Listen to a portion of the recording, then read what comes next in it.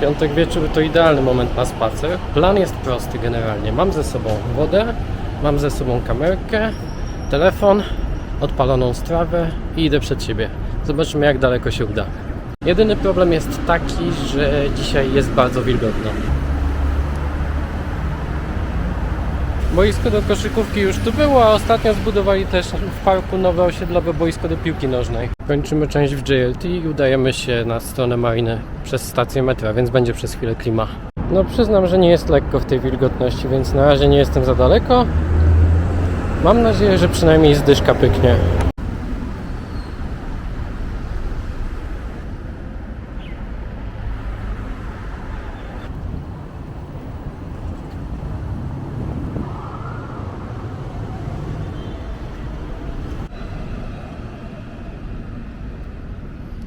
Kończą się nam powoli wieżowce, zaczynamy wchodzić w teren Media City, czyli miejsca, gdzie na przykład swoją lokalną siedzibę ma CNN, czy ogólnoarabska sieć prywatnych telewizji NBC. I o ile w JLT czy Marinie szedłem przez całkiem spore tłumy co jakiś czas, zwłaszcza tam, gdzie były w okolicy jakieś biurowce, piątek 18, ludzie wychodzą z pracy. Tak, teraz na terenie Media City wokół mnie nie ma praktycznie nikogo. Jest dużo samochodów oczywiście, ale pieszych to tutaj nie widać za bardzo. A tu biuro ma CNN, tutaj jest Emirates News Agency, Thomson Reuters, jeszcze dalej ma swoje biura NBC. Długo myślałem, że na Wyspę Palmę nie ma wejścia pieszego, ale najwyraźniej ten tunel prowadzi jakoś do mostu na Palmę. Docieram powoli do Knowledge Village, czyli do miejsca, gdzie miałem badania do pracy, gdzie jest nasz najbliższy urząd pocztowy, a na strawie jesteśmy na 6 km. Jak ktoś lubi taką industrialną brzydotę, to ten baner jest cudowny. Część firm w Dubai Internet City ma biura w czymś takim, co nazywają boutique offices.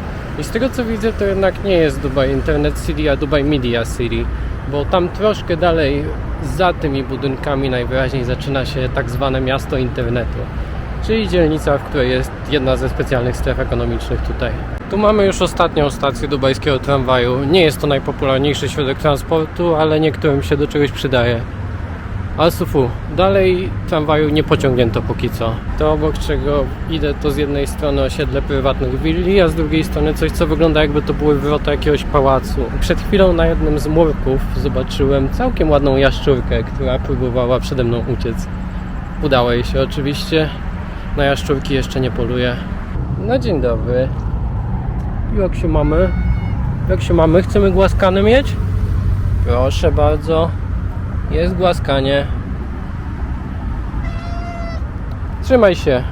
Jak już tu jesteśmy w okolicy, to zobaczmy, jak wygląda sekretna plaża Al-Sufu. To jest tak sekretna, że jest oznaczona na mapach Google jako Secret Beach. Ale chyba najciekawszym jej kawałkiem jest to, że mieści się gdzieś pomiędzy prywatnymi pałacami, które tutaj zajmują całkiem spory kawał wybrzeża. Jest sobie taki kawałeczek w sam raz na jeden pałac, gdzie jest tylko plaża i nie ma za bardzo jakiejś infrastruktury, z tego co wiem. Sprawdźmy. Tu mamy jakiś pałacyk. Tam na wprost jest palma. Tu jest ciemno i morsko. Trochę stoi samochodów. Tam mamy żagiel. Tutaj odrobinka zielonego. I to takiego bez rurek doprowadzających wodę. No i miasto w tle. Dla mnie to ostatni weekend w Dubaju przed wyjazdem, więc ten sezon przygód z Dubaju powoli się kończy, ale spokojnie. Będą jeszcze ciekawe rzeczy. Na osiedlach willowych standardem jest dosyć wysoki płot, przez który niewiele widać z zewnątrz i tak jest standardowo chyba we wszystkich krajach muzułmańskich, z tego co kojarzę. Więc nie dziwi to jakoś specjalnie, ale odbiera to trochę radochę z wędrowania przez willowe osiedla. Zawsze jednak zobaczenie tego, co było w ogródkach, tego jak wygląda dom z zewnątrz, to były fajne rzeczy. A tutaj tego tak do końca nie ma. Tutaj mamy przejście, które ma prowadzić do parku Al-Sufu. Jest i park. O, mięciutko. Jestem właśnie na ścieżce do biegania, najwyraźniej, która prowadzi wokół parku. W środku, jak widać, plac zabaw, oświetlenie, drzewa, człowiek z królikiem. Z tą kamerką niestety za wiele nie zobaczymy, ale jest tu jakaś siłownia zewnętrzna, różne maszyny, boisko do koszykówki, plac zabaw dla dzieci. No i przede wszystkim drzewa i zielono, co jest bardzo przydatne. I tu po środku dzielnicy mamy też meczet. O, jaki designerski domek dla ptactwa.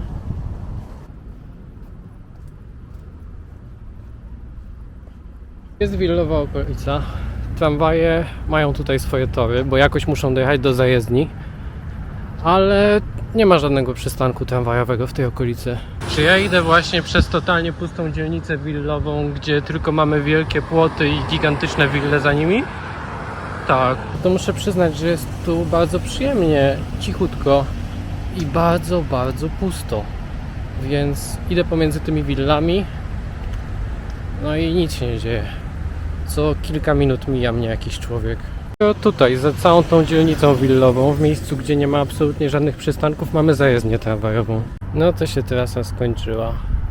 Teraz mam do wyboru albo próbować się tędy przeciskać, albo zawrócić cały kawał wzdłuż zajezdni tramwajowej. Chyba sobie zawrócę, będzie więcej kilometrów. W sumie zastanawiałem się, czy iść tą trasą, a wychodzi na to, że muszę. Więc dotrzemy praktycznie pod sam Mall of the Emirates. Pewnie wyjdzie jakieś 15 km łącznie. Okazało się, że tu też nie ma chodnika, ale przynajmniej całkiem spore pobocze jest. Ale jak zastanawiacie się, jak w takich miejscach jest z przyjaznością i ewentualną pomocą, gdyby była potrzebna, to przed chwilą najpierw cześć powiedział mi jakiś rowerzysta, który tutaj przejeżdżał, a potem, gdy przechodziłem koło vana, który stał sobie na boku i czekał na coś, to kierowca też zapytał, czy mnie podwieźć. Tak na wszelki wypadek, jakbym tutaj, nie wiem, szedł zagubiony, nie chciał tędy iść, czy cokolwiek w tym stylu. Ale w sumie co by tu miało grozić jakoś specjalnie, nie? Dotarłem do takiej głównej ulicy, która prowadzi od Medina Jumeirah, czyli zestawu udającego tradycyjny sług bardzo drogiego centrum handlowego, różnych restauracji i 5-gwiazdkowych hoteli, z których każdy ma swoją prywatną plażę, w stronę Mall of Emirates, czyli drugiego co do wielkości centrum handlowego w Dubaju, które ma sztuczny stok narciarski. Jakiś straszny śmieszek wymyślił ułożenie nawadniających dysz na trawniku koło Mall of the Emirates. Aktualnie przeskakuję sobie przez nie, ale jak widać nie zawsze się udawało. Poza tym w sumie trochę wody też nikomu nie zaszkodzi. Stacja metra Mall of the Emirates. Mamy to.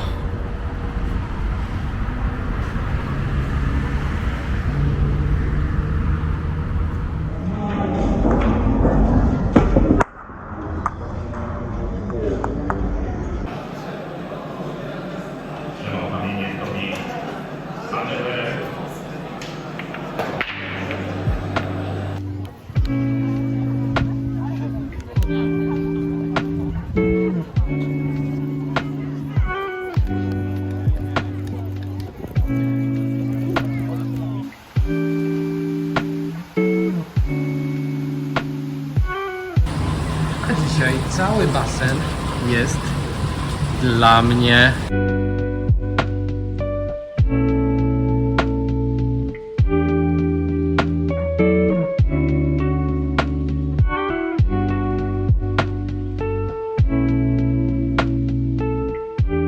Jaka retro bestia tu stoi.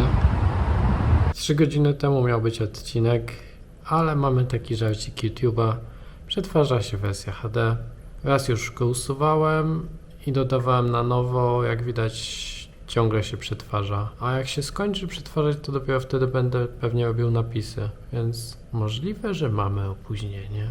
W Dubaju też jest odpowiednik polskiego liska, nazywa się Yala Market.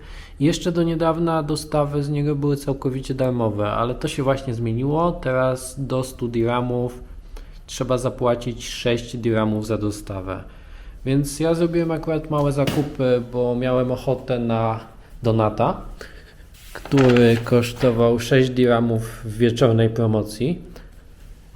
Miałem ochotę na coś, co się nazywa Ginger Ale i to jest brytyjski napój, ale robiony w Dubaju, więc w sumie może jest tylko na styl brytyjski. Nie jestem co do tego pewien. W sumie w Wielkiej Brytanii to jak dotąd spędziłem 2 dni, więc ciężko powiedzieć. Pomyślałem sobie też, że kupię ser topiony w trójkątach, bo w sumie jeszcze tutaj nie próbowałem. Jestem ciekawy, czy się czymkolwiek różni. Mam też taki wspaniały soczek, który kosztował 1,20. Jeśli znacie Capri-Sonę, no to jest to prawie to samo, tylko że lokalne. No i miałem ochotę też na banany, więc banany oczywiście w folii, w plastiku, we wszystkim co się da. Cała ta zabawa razem z szóstką za dostawę kosztowała mnie 25 dirhamów. Ale coś tu się zaczyna powolutku zmieniać, jeśli chodzi właśnie o dostawy.